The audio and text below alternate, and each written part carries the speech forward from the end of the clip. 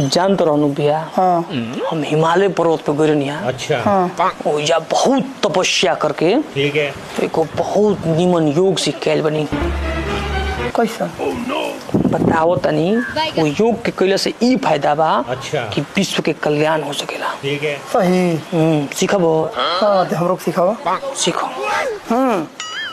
जय जय जय जय शिव शिव शंकर शंकर कल्याण करो। कल्याण करो। अच्छा सीखनी ना? हाँ महाराज हमहू सिखबियो को। तू सीखबे? हाँ चल तो साथे जाते कर। तुम पीछे हो जा। हाँ जय जय जय जय शिव शिव शंकर शंकर कल्याण करो। कल्याण। सीख ले ना? हाँ। तनी आगे आओ। हाँ अब कर। जय हाँ जय हाँ शिव हाँ शंकर हाँ कल्याण।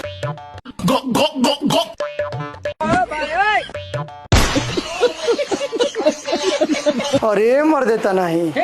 अच्छा भइल कि बिरजुआ आ गइल ह। अच्छा नहीं तो हमारे पैटा सरका दिल रही।